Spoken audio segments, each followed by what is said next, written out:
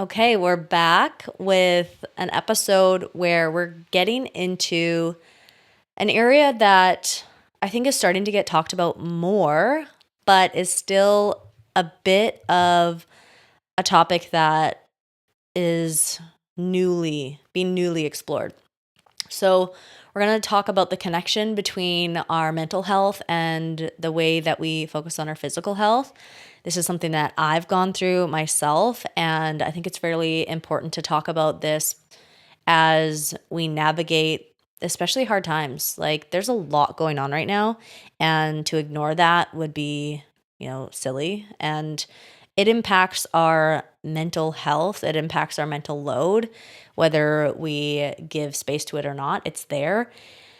And the most important thing that we can start to do for ourselves when things are feeling uncertain, especially or out of control externally, is by focusing internally. And I know that sometimes can feel selfish, and I know that can feel uncomfortable and be like, yeah, but like there's so much going on in the world. Like, why do I matter? And why does what I do for myself, like, why am I just going to be selfish about it? It's not that. It's if we can all focus on ourselves in a really healthy way, then that promotes a healthy environment, the environments that we put ourselves in, the environments that we're around. And that can start to make things a little lighter, make things feel less heavy, right? Everything's really heavy right now. And yes, it sucks. However, we have a say in how we want to feel in our lives. And today we're going to explore the connection between physical and mental health. I want to say that I am not a professional in this field when it comes to mental health, but I am someone who has experienced mental health issues, and I've seen how focusing on myself has helped that and improved that. And I've gone through many cycles of, depression and getting through it, and then depressive states. So it's from my experience that I want to share also what I've learned and what I've looked into and all of the things that I know, so that you can start to feel less heavy, and not just in our bodies, but in our minds too, because we want that feeling. So the first thing I want to talk about is how, movement obviously is something that helps our body, and we've heard it. It releases those happy hormones. It's that thing that we've heard over and over again, and sometimes it's hard to really put into perspective of how much that can make a difference. And when we see that there's like thousands and thousands of studies behind this, it can feel like, oh, is it that simple that I could just start moving my body and then I'll start feeling better? And it's true. It's they wouldn't be studying these things and peer reviewing them and doing all of the things. Like in 2021, there was a study that examined 1,000 studies, and they looked at how physical activity impacted mental wellness, and it was like 89% of their findings showed that physical activity improved mental wellness. And it didn't mean that they had to do like extensive training. It was, a mix of yoga, resistance training, walking, sports. Like, it was a mix of things that they were considering that helped someone's mental well-being. And that's considerable, right? Like, we want to then take that information and say, okay, if I'm at a place where I'm feeling like I'm not myself, I feel down, I don't know what to do each day for myself, I just feel stuck in this heaviness, then my suggestion is like, find something that you enjoy. Like, if you love to dance, like even if you have never done a dance class before, but you enjoy moving your body through music, put on some music and say, hey, like, I'm going to just dance for 10 minutes. Like, that is already a step towards you improving your mental well-being. It doesn't have to be so drastic. And I think that's where we start to put the pressure on ourselves of, it needs to look a certain way for it to work.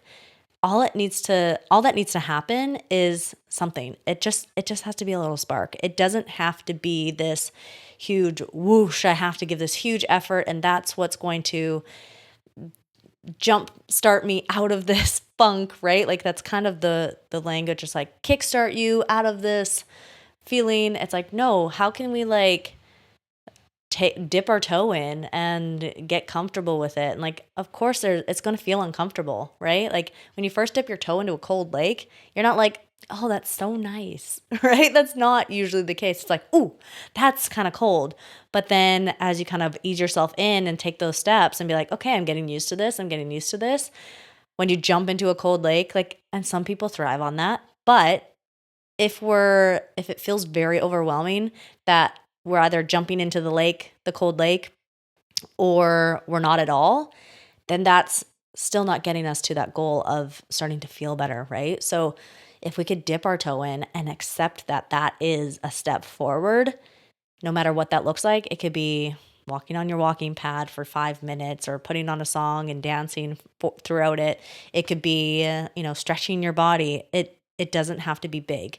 And that's where we can start to focus on what is my intention, and how can I make sure that it's helping me feel good and not feel like it's not coming from a place of I need to burn more calories to lose weight, and that could put a lot of pressure on it too. So letting the intention be that, hey, there's a chance that moving my body could help me feel a little bit better, knowing all of the information that I know. So I'm going to just test it. I'm going to test different things. And it's not just your physical activity that we know impacts our mental well-being. It's also the way that we fuel our bodies and the diet that we have. And I use the word diet in the more scientific term of like, diet is the food that we consume each day. Diet is not a method of eating. It is the way of eating. And I don't want that to get confused with like, oh, I'm telling you to go diet. It's like our diet is the food that we eat each day. So that impacts us greatly as well. And there's a lot of studies, and they're doing more and more now that they're seeing the connection between gut microbiome and neuroplasticity, and also looking at high fat and high sugar diets and ultra processed foods and how that affects anxiety and cognitive function. So it's not about, again, if you're doing those things, if you have a high fat, high sugar, high processed food diet, if that's what you're consuming daily, instead of saying like, oh, I'm doing everything wrong, I have to change everything, it's like, okay, there's an opportunity here for me that I can maybe start to make some changes in my diet and say, okay, if I'm feeling really crappy by lunchtime, there's a good chance that I can make a change for my breakfast. And that could be my first step forward, right? I'm all about taking simple steps. And you guys have probably heard me say this before. The stupid simple steps are the things that get you towards that goal with it feeling less overwhelming and less heavy, right? So when we could see that the data is telling us that if all of our food is ultra high processed and high sugar and high fat, then that can contribute to that feeling of like, I just feel foggy. I just feel down all the time, and I get those highs and lows. And we can start to just take a step back, zoom out and say, okay, where is that area of opportunity for me to see where I can give something to myself? Maybe it's just adding fruit to your breakfast. Maybe it's having a protein shake at lunch. And again, that's a processed food, but it's taking that tiny little step forward. It's not about taking these huge leaps. And the more that you take those steps forward, and then you start to notice those changes, you're like, oh yeah, I do want to get up each day. And I do feel like each day is going to be a better day. And I do feel like I want to move my body because I'm fueling my body better. And then when I move my body, I feel better. And it's just a positive cycle, right? But a lot of the times it's that starting point, that's the sticking point. And, as a nutrition coach, and I like to call myself more than just a nutrition coach. It's wellness too. It's overall wellness.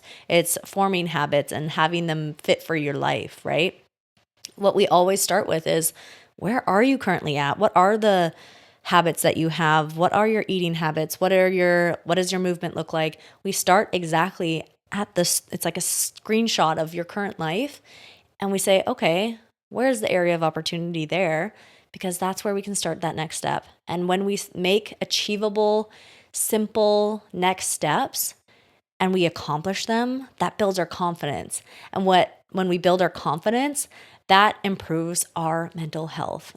Something that I've gone through in the past is I was in a job that I was not happy in.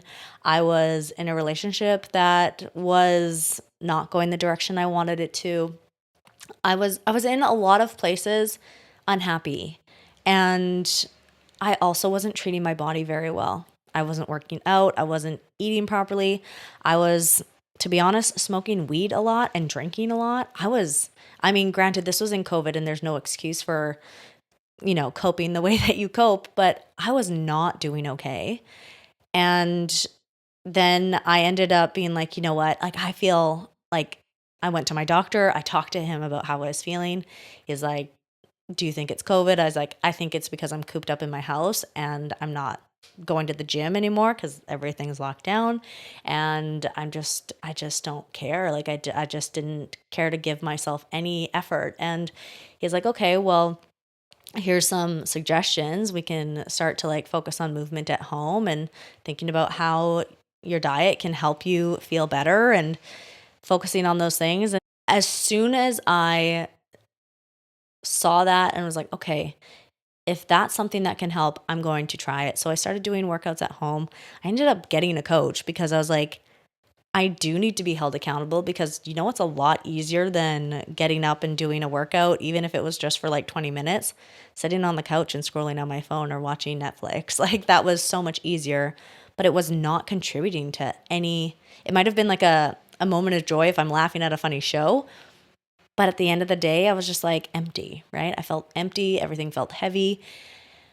And when I moved my body, I was like, oh man, there's that sense of pride, that sense of confidence that like I can do these things. And that just continued into this flow of like, I can do the things that I want to do. And this is how I feel better. And again, we don't want to put pressure on ourselves to change everything all at once. It's about looking at how am I truly feeling in this moment right now? And if I can't see the area of opportunity, it's okay to reach out for help to try and find that, whether it's your doctor, a therapist, a nutrition coach, or someone that you trust that can help you take that next step and break things down into a little bit easier, more bite-sized pieces.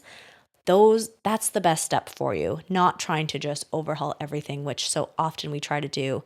And when we can see the link in the data, like we can see the data, and you can just Google like physical and mental health relationship studies, and you'll scroll endlessly, and you'll see, okay, yeah, that is the next step, but how do I take it is the most important piece, right? So break it down into small pieces. Think about your intention as well. I think this is a really important piece, is setting an intention. What is my intention behind moving my body? Is it just to lose weight? Is it just to look better? Because that motivation can run super thin, super quick. When it's anchored in something solid, like, of course, we want to look better and fit our clothes better. That is, of course, a goal.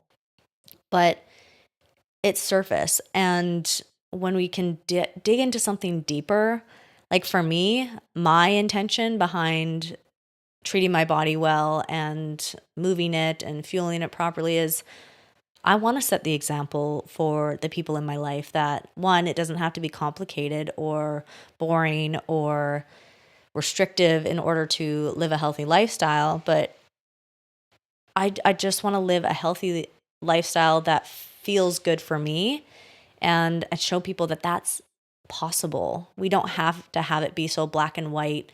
There can be some middle ground because in the middle is where we all live, essentially. We think that it's black and white in terms of like, I'm either on or I'm off, that all or nothing. And the reality is like, we're kind of in this messy area in the middle. And I mean, there's a whole other podcast that I talked to Coach Meredith with, and you can go listen to that about the messy middle. But we truly live there. And instead of beating ourselves up for being in the messy middle, it's about trying to clear things out a little bit and say, okay, or zoom out and see, okay, this is an area that I do want to focus on because I just want to get back to feeling like me again. And I know it can feel selfish in a time of what feels like great despair, but the only way to get through it is to start pouring back into yourself.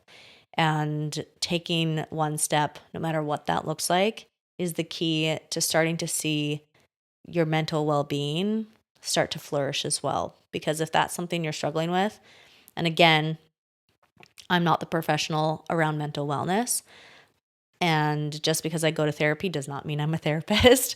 So please talk to someone if you are struggling with your mental well-being.